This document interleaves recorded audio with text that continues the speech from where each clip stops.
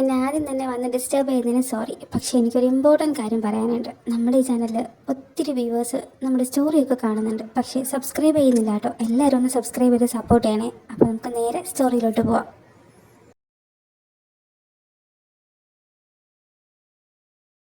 Actually എനിക്കിതങ്ങോട്ട് വിശ്വസിക്കാൻ പറ്റുന്നില്ല. നിങ്ങളെപ്പോലൊരു വലിയ ഫാമിലിയിലുള്ളവർ ഈ വീട്ടിലെ കുട്ടിയെ കല്യാണം കഴിക്കണമെന്നൊക്കെ പറയുമ്പോൾ അതാ എനിക്ക് മനസ്സിലാവാത്തത്. ഞങ്ങൾ വലുതെന്നോ ചെറുതെന്നോ നോക്കിയില്ല. ഞങ്ങളുടെ മോന് നിങ്ങളുടെ മോളെ ഇഷ്ടപ്പെട്ടു, അത്രയേ ഉള്ളൂ. അതെ, എൻ്റെ മോന് ഒരുപാട് ആലോചന നോക്കി. അപ്പോഴൊക്കെ എല്ലാത്തിനും നോ ആയിരുന്നു ആൻസർ. പെട്ടെന്നൊരു ദിവസം എനിക്ക് ഈ കുട്ടി ഇഷ്ടമാണെന്ന് പറഞ്ഞു. പിന്നെ ഞങ്ങളൊന്നും ചിന്തിച്ചില്ല. ബട്ട് ഡോണ്ട് വരി, അവൻ്റെ ഇഷ്ടം മാത്രമല്ല, ഇവിടുത്തെ കുട്ടിയുടെ ഇഷ്ടം നോക്കിയിട്ട് ഞങ്ങൾ ഈ കല്യാണം നടത്തു. അതുകൊണ്ട് നിങ്ങൾ പേടിക്കേണ്ട. ഹേയ്, നിങ്ങളുടെ മോനെ കണ്ട ആർക്കാ ഇഷ്ടമാവാത്ത? എൻ്റെ മോൾക്ക് എന്തായാലും ഇഷ്ടം. അവള് വർക്കിന് പോയിരിക്കുക, വരട്ടെ.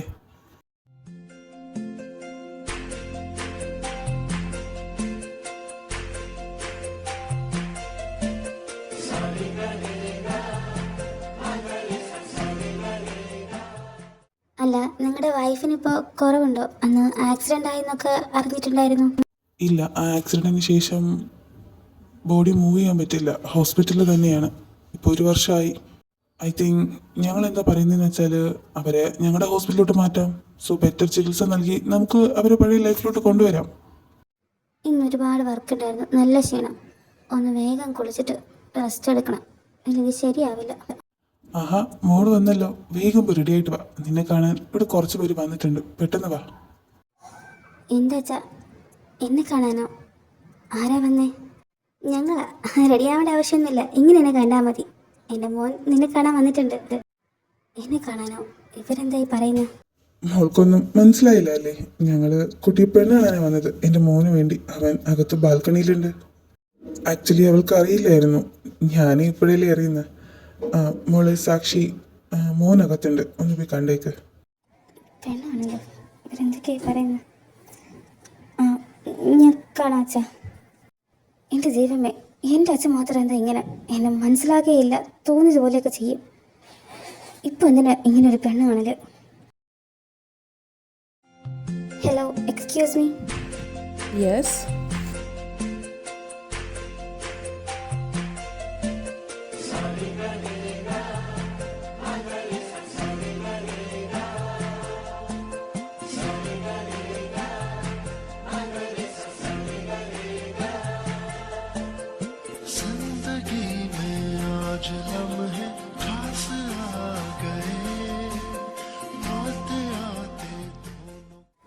ഋഷി, വാട്ട് എ സർപ്രൈസ്. എൻ്റെ പേര് ഇതുവരെ നീ മറന്നിട്ടില്ല. ഗുഡ്. നീ നീ എന്താ ഇവിടെ? നീ എന്തിനാ ഫാമിലിയൊക്കെ ആയിട്ട് എൻ്റെ വീട്ടിൽ? പ്രത്യേകിച്ചൊന്നുമില്ല. നിന്നെ അങ്ങ് കെട്ടിക്കൊണ്ട് പോകാമെന്ന് കരുതി. അതിനാണ് ഞാനിപ്പോൾ ഇങ്ങോട്ട് വന്നത്. എന്നെ ഇവിടെ നീ ഒട്ടും പ്രതീക്ഷിച്ച് കാണൂല. അതെങ്ങനെ? അന്ന് വലിച്ചെറിഞ്ഞ് പോയപ്പോൾ ഞാനിങ്ങനെ വളർന്നു വന്ന് ഇങ്ങനെ നിൽക്കുമെന്ന് പോലും നീ കരുതിയിട്ടുണ്ടാവില്ല. Am I right? ഋഷി, എന്താ നിൻ്റെ ഉദ്ദേശം? മര്യാദയ്ക്ക് ഇവിടെ നിന്ന് പോ. അങ്ങനെ പോകാനല്ലല്ലോ ഈ 8 വർഷം കാത്തിരുന്ന് ഈ ഒരു അവസരം ഞാൻ ഉണ്ടാക്കിയെടുത്തത്.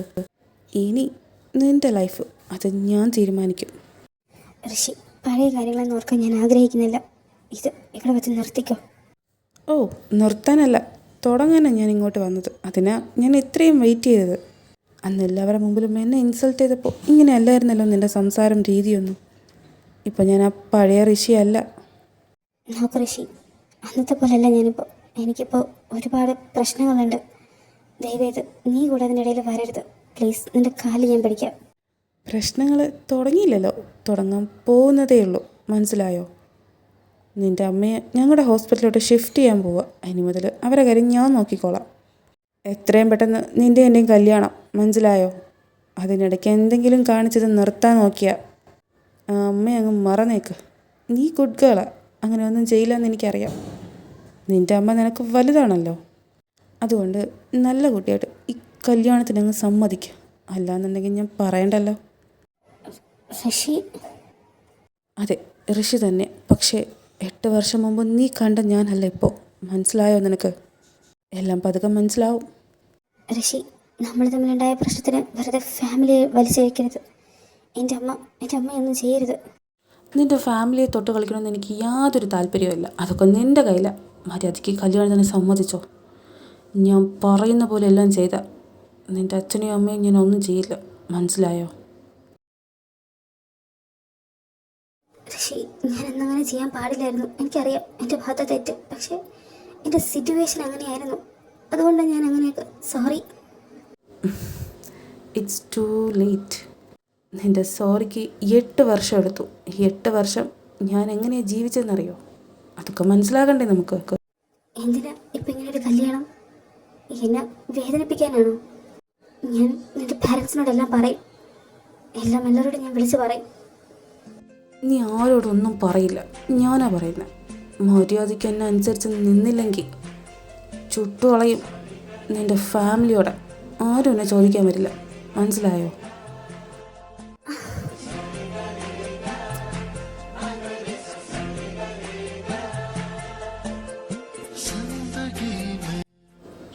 അങ്കിൾ, ഹേയ്, പാരൻസ് വെയിറ്റ് ചെയ്യുന്നുണ്ട്. നിന്നെ വിളിക്കാനാണ് ഞാൻ വന്നത്. ശരി. അച്ഛനോട് എനിക്കൊരു കാര്യം പറയാനുണ്ട്. അതിൻ്റെ അടുത്തൊന്നും നീ ടെൻഷൻ അടിക്കണ്ട. ഞാൻ പറഞ്ഞല്ലോ ആൻറ്റിയെ, ഞങ്ങളുടെ ഹോസ്പിറ്റലിൽ ഇന്ന് എന്നെ മാറ്റിയേക്കാം. Don't worry. അതല്ല അച്ഛാ, ഈ കല്യാണം. എന്താ സാക്ഷി ഇത്? ഈ കല്യാണം നമുക്ക് കഴിക്കാന്നേ, എന്തിനാ ഇത്ര വെപ്രാളം? ഇത്രയും നാളും കല്യാണം പോലും വേണ്ടാന്ന് പറഞ്ഞ കുട്ടിയായിരുന്നു. അതൊക്കെ പോട്ടെ, മോൻ താഴെ വാ, ഞാൻ താഴോട്ട് പോവാ. പാരൻസ് പോവാൻ വെയിറ്റ് ചെയ്യുക. എന്താ അച്ഛനോട് പറയാൻ വേണ്ടി വന്നത്? നോക്കൂ സാക്ഷി, എൻ്റെ ടെമ്പർ തെറ്റി ഞാൻ എന്താ ചെയ്യുന്നതെന്ന് പറയാൻ പറ്റില്ല. അതുകൊണ്ട് ഞാൻ പറയുന്നതനുസരിച്ച് മര്യാദയ്ക്ക് നിന്നോളണം, മനസ്സിലായോ? ഋഷി പ്ലീസ്, ഞാൻ പറയുന്നൊന്ന് കേൾക്ക്. അയ്യോ, കരയണോ? വേണ്ട, ഇപ്പോഴേ തുടങ്ങല്ലേ. ഇനി അങ്ങോട്ടുള്ള ജീവിതം കണ്ണീരിൽ തന്നെയാണ്. എന്നാൽ ഇപ്പം ഞാൻ അങ്ങോട്ട് പോവുക. എനിക്ക് കുറച്ച് വേറെ പണിയുണ്ട്. ഞാൻ പറഞ്ഞതൊക്കെ മൈൻഡിലുണ്ടാവണം. ബായ്.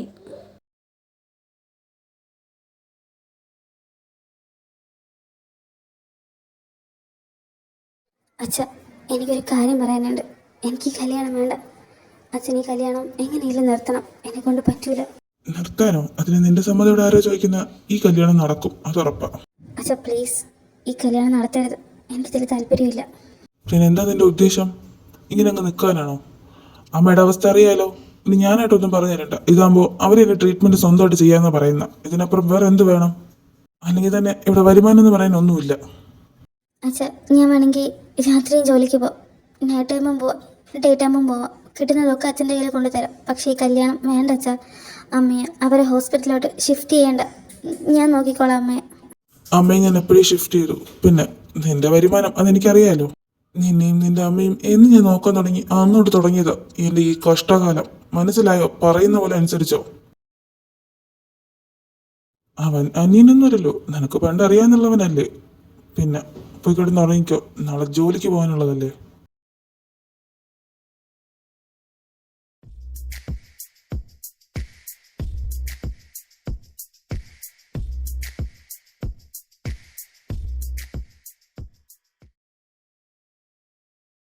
ഋതിക മോളെ, സത്യം പറയാലോ, അവൻ ഇങ്ങനെ ഒരു പ്രണയമുണ്ടെന്ന് ഞാൻ പോലും വിചാരിച്ചില്ല. സത്യം പറയാലോ, ഋഷിയുടെ പെണ്ണിനെ കാണാനാണ് പോകുന്നതെന്ന് അറിഞ്ഞെങ്കിൽ ഞാനും കൂടെ വന്നേനെ. എന്നെയും കൂടെ കൊണ്ടുപോകായിരുന്നു. അതിന് ഞങ്ങൾക്കറിയോ. ഒരു സ്ഥലം വരെ പോകണമെന്ന് പറഞ്ഞു ഞങ്ങളെ കയറ്റിക്കൊണ്ടുപോയി. കാറ് പകുതി വഴിയിലെത്തുമ്പോഴാണ് പറയുന്നത് എനിക്കൊരു പെൺകുട്ടി ഇഷ്ടമാണ്, അവിടേക്കാ പോകുന്ന പെണ്ണ് കാണാനെന്ന്. ശരിക്കും ആ കുട്ടിയെ കണ്ടപ്പോൾ എനിക്കും ഇഷ്ടമായി. നല്ല രസമുണ്ട് മോളെ കാണാൻ. പിന്നെ അവനെ ഇഷ്ടപ്പെട്ടതിൽ തെറ്റ് പറയാൻ പറ്റില്ല. ഞങ്ങളൊന്നും അറിഞ്ഞില്ല എന്ന് മാത്രമേ ഉള്ളൂ. ഇതൊക്കെ എപ്പോഴും അവൻ ഒപ്പിച്ചതെന്ന് മാത്രം അറിയില്ല. ഇവൻ ഒരു കല്യാണത്തിന് സമ്മതിക്കാത്തപ്പോൾ ഞാൻ കരുതി ഷെറിനെ ഇഷ്ടമുള്ളത് കൊണ്ടായിരിക്കും. അവരല്ലേ നല്ല കൂട്ട്. ഞാൻ അങ്ങനെയാണ് വിചാരിച്ചത്. അത് നീ പറഞ്ഞത് ശരിയാ. എനിക്കും ചിലപ്പോഴൊക്കെ തോന്നാറുണ്ട് ഷെറിൻ്റെയും അവൻ്റെയും ഇടപെടലൊക്കെ കാണുമ്പോൾ അവർ തമ്മിൽ സ്നേഹത്തിലാണോ എന്ന്. പക്ഷേ ഇങ്ങനൊരു ട്വിസ്റ്റ് അത് ഞാൻ പ്രതീക്ഷിച്ചില്ല. ഇനിയിപ്പോൾ എന്തായാലും വേണ്ടില്ല. അവൻ കല്യാണത്തിന് സമ്മതിച്ചല്ലോ. അവനൊരു കുട്ടിയെ ഇഷ്ടമാണെന്ന് പറഞ്ഞല്ലോ, അത് എന്നെ സന്തോഷം. എല്ലാവരും വലിയ സന്തോഷത്തിലാണല്ലോ. എന്താ ചർച്ചാ വിഷയം? ആഹാ, നീ വന്നോ? നിന്നെപ്പറ്റി ഞാൻ ഇപ്പം പറഞ്ഞതേ ഉള്ളൂ. നീ അറിഞ്ഞോ? നമ്മുടെ ഋഷിയുടെ കല്യാണം ഏതാണ്ട് ഉറപ്പിച്ച മട്ട. നീ അറിയാതിരിക്കില്ലല്ലോ, അവൻ പറഞ്ഞിട്ടുണ്ടാവും. ചേച്ചി രാവിലെ തന്നെ തമാശ പറയരുതേ. തമാശയല്ല മോളെ, ഞങ്ങളിപ്പോൾ പെണ്ണൊക്കെ കണ്ടിട്ട് വന്നതേ ഉള്ളൂ. നിന്നോട് അവൻ പറഞ്ഞില്ലേ? പറയാതിരിക്കില്ലല്ലോ. പെണ്ണ് കാണൽ കഴിഞ്ഞൊന്നു? അല്ല, എന്താ പെൺകുട്ടിയുടെ പേര്? ആ മോളുടെ പേര് സാക്ഷി എന്നാ. സാക്ഷിയോ? എന്താ നിനക്കറിയോ ആ കുട്ടിയെ? അവർ തമ്മിൽ മുന്നേ പ്രണയത്തിലായിരുന്നു എന്നാ പറയുന്നത്. ഞങ്ങൾക്കറിയില്ല. ചിലപ്പോൾ നിനക്കറിയാൻ അറിയണ്ടാവും. നീ അവൻ്റെ കൂടെയല്ലേ ഇത്രയും വർഷം ഉണ്ടായിട്ടുണ്ട്. നിന്നോട് എപ്പോഴെങ്കിലും അവൻ ഈ കുട്ടിയെ പറ്റി പറഞ്ഞിട്ടുണ്ടോ? എന്തോ എനിക്കറിയില്ല ഒരു സാക്ഷിയെയും. പിന്നെ ഞാൻ എന്നവനെ പോയി കണ്ടിട്ട് വരാം. ഇവളുടെ മുഖം എന്താ പെട്ടെന്ന് മാറിയേ? ഇനി ഋഷിയെ ഇവർക്ക് ഇഷ്ടമാണോ? ആഫ്റ്റർ എ ലോങ് 8 years നമ്മൾ വീണ്ടും മീറ്റ് ചെയ്തു. സാക്ഷി, നിൻ്റെ കൗണ്ട് ഡൗൺ തുടങ്ങിക്കഴിഞ്ഞു. ഈ 8 വർഷം അത് ഞാൻ നിനക്ക് തന്നൊരു ബോണസാണ്, നിൻ്റെ ലൈഫ് ആസ്വദിക്കാം. പക്ഷേ ഇനി അങ്ങോട്ട് ഞാൻ തീരുമാനിക്കും നീ എങ്ങനെ ജീവിക്കണമെന്ന്. അതെൻ്റെ കയ്യിലാണ്. നിൻ്റെ ഓർമ്മയിലുള്ള ഋഷിയല്ല ഇനി നീ കാണാൻ പോകുന്നത്. ഐ തിങ്ക് നിൻ്റെ കാലൻ അത് ഞാനായിരിക്കും. എൻ്റെ കൈവെള്ളിൽ നിന്നെ എനിക്ക് കിട്ടണം. എന്നിട്ട് വേണം എൻ്റെ റിവെഞ്ച് തുടങ്ങാൻ. പഴയ കാമുകിയെ പെണ്ണ് കാണാൻ പോയിന്നൊക്കെ അറിഞ്ഞു. സത്യമാണോ ഞാൻ കേട്ടത്? ശരി, താനെപ്പോഴാണ് വന്നേ? അതല്ലല്ലോ ഞാൻ ചോദിച്ചതിനുള്ള മറുപടി. നീ സാക്ഷിയെ കാണാൻ പോയിരുന്നോ? എന്താ നിന്റെ ഉദ്ദേശം? ദുരുദ്ദേശങ്ങൾ മാത്രമേ ഉള്ളൂ എനിക്ക്. അവളെ ഞാൻ കണ്ടു. 8 വർഷത്തിന് ശേഷം ഒരു മാറ്റവും ഇല്ല. കുറച്ചൊന്ന് ക്ഷീണിച്ചു, അത്രയേ ഉള്ളൂ. പക്ഷേ ഇനി എൻ്റെ കയ്യിൽ കിട്ടുമ്പോൾ നന്നായിട്ട് അവൾ ക്ഷീണിക്കും. പഴയ കാമുകിയെ കെട്ടി കൂടെ പൊറപ്പിക്കാനാണോ ഉദ്ദേശം? കെട്ടും, പക്ഷെ കൂടെ പൊറപ്പിക്കണമെന്നുള്ളത് എനിക്ക് ആലോചിക്കണം. ഈ കടന്നുപോയ വർഷങ്ങളൊന്നും ഞാൻ ഉറങ്ങിയിട്ടില്ല, അറിയോ നിനക്ക്? അവൾ എന്നിൽ ചൂണ്ടിക്കാണിച്ച യോഗ്യതകളൊക്കെ തിരിച്ചു പിടിച്ച് ഞാനിപ്പോൾ അവളുടെ മുന്നിൽ പോയി നിൽക്കുക. ഒട്ടും പ്രതീക്ഷിച്ചില്ല അവൾ. ഇനി എൻ്റെ ഗെയിമാണ്. നീ എന്താ അവളോട് റിവെഞ്ച് ചെയ്യാൻ പോവാണോ? യെസ്, അവളോട് റിവെഞ്ച് ചെയ്യുമ്പോൾ അതിന് പ്രത്യേക രുചിയായിരിക്കും, അറിയോ നിനക്ക്? You mean the taste of revenge? അതാണോ നീ ഉദ്ദേശിക്കുന്നത്? യെസ്, എൻ്റെ ഈ റിവെഞ്ചിൽ ഒരുപാട് മധുരമുണ്ട്. പക്ഷേ അതെനിക്ക് മാത്രമേ അനുഭവിക്കാൻ പറ്റൂ. ഓപ്പോസിറ്റ് നിൽക്കുന്ന ആൾക്ക് അതൊരു നരകമായിരിക്കും. അതാ എൻ്റെ ടേസ്റ്റ് ഓഫ് റിവെഞ്ച്. ശരി, ഈ കഥയിൽ എൻ്റെ റോൾ എന്താ? എത്രയൊക്കെ ഇഷ്ടമല്ല എന്ന് പറഞ്ഞാലും സ്നേഹിച്ചിരുന്ന പുരുഷൻ വേറൊരു പെണ്ണിനോട് അടുക്കുന്നത് ഒരു പെണ്ണിനും സഹിക്കാൻ പറ്റില്ല. ഈ കഥയിൽ നീ എൻ്റെ ഗേൾഫ്രണ്ടാണ്. എന്താ നിനക്ക് ബുദ്ധിമുട്ടുണ്ടോ? ശരി, അതൊക്കെ പോട്ടെ. നിന്റെ റിവെഞ്ചൊക്കെ കഴിഞ്ഞ് നീ എന്താ അവളെ ഡിവോഴ്സ് ചെയ്യുമോ? ഡിവോഴ്സോ? എൻ്റെ പ്രതികാരം തിന്ന അവൾ ജീവനോടെ ഉണ്ടാവുമെന്ന് നിനക്ക് തോന്നുന്നുണ്ടോ?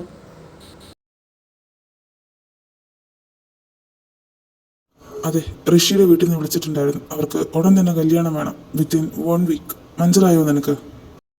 ഇതിലിപ്പോൾ ഞാൻ എന്താ മനസ്സിലാക്കേണ്ടത്? അച്ഛൻ എന്നെ അവർക്ക് വിൽക്കുമല്ലേ? ഇനി ഞാൻ എന്ത് പറയാനാ? എനിക്കിപ്പോൾ ഒരൊറ്റ പ്രാർത്ഥനയുള്ളൂ, ഇതുപോലൊരച്ഛൻ ഈ ലോകത്ത് ഒരു പെൺകുട്ടിക്കും കിട്ടരുതെന്ന്. അത്രയും മനസ്സൊഴുകുന്നുണ്ട് എൻ്റെ. ഞാൻ പോവുക. നീ എന്തൊക്കെ പറഞ്ഞാലും ഈ കല്യാണം ഞാൻ നടത്തും. അതെൻ്റെ കൂടെ വാശിയായി ഇപ്പോൾ.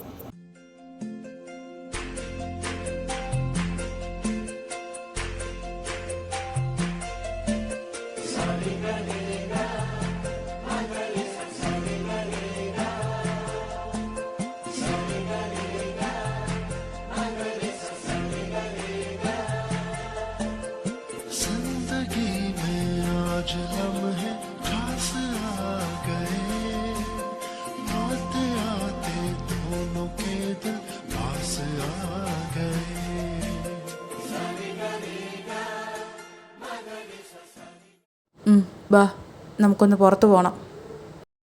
നോക്ക്, ഇത് ഞാൻ വർക്ക് ചെയ്യുന്ന പ്ലേസാണ്. അങ്ങനെ തോന്നുമ്പോൾ വരാനും തോന്നുമ്പോൾ പോകാനൊന്നും പറ്റില്ല. എന്നെക്കൊണ്ട് വരാൻ പറ്റില്ല. ഇപ്പോൾ നീ വന്നില്ലെങ്കിൽ ഇത് ഫുള്ളോടെ ഞാൻ ഇവിടിട്ട് കത്തിക്കും. മര്യാദയ്ക്ക് വരുന്നതാണ് നിനക്ക് നല്ലത്. എൻ്റെ ഈശ്വര, ഇത് സമയത്ത് എനിക്ക് ഇപ്പോൾ ഈശ്വരനെ വിളിച്ചൊരു കാര്യമില്ല. മര്യാദയ്ക്ക് വാ. നമ്മുടെ കല്യാണം 2 ദിവസത്തിനകത്തുണ്ട്. അപ്പോൾ ഒരു ഡേറ്റിങ്ങിനെങ്കിലും പോയില്ലെങ്കിൽ മോശമല്ലേ അത്? ഋഷി പ്ലീസ്, എന്നെ ഇങ്ങനെ ടോർച്ചർ ചെയ്യരുത്.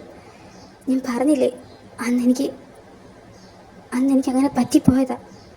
നിൻ്റെ അവസ്ഥയും നിൻ്റെ മാനസികാവസ്ഥയും ഇതൊന്നും നോക്കേണ്ട കാര്യം എനിക്കില്ല. ഞാനിപ്പോൾ നിന്നെ പുറത്ത് പോകാനാണ് വിളിച്ചത്. വന്നില്ലെങ്കിൽ തൂക്കിയെടുത്തുകൊണ്ട് പോകാൻ എനിക്കറിയാത്തതല്ല. മര്യാദയ്ക്ക് വരുന്നത് നിനക്ക് നല്ലത്. ഋഷി, എനിക്ക് നിന്നോട് കുറച്ച് പേഴ്സണലായിട്ട് സംസാരിക്കാം. ഒരു 10 minutes മതി. ഈ കഴിഞ്ഞ വർഷങ്ങൾ സംസാരിക്കാനില്ലാത്ത എന്ത് പേഴ്സണലാണ് ഇനിയുള്ളത്? ശരിയാ, ഇനി അങ്ങോട്ടെല്ലാം പേഴ്സണലല്ലേ. കല്യാണം ഒന്ന് കഴിയട്ടെ. എന്താ നീ ഇരിക്കുന്നില്ലേ? ഇരിക്ക്. ഋഷി, ഞാൻ പറയുന്നൊന്ന് കേൾക്ക്. എനിക്ക് കുറച്ച് സംസാരിക്കാൻ.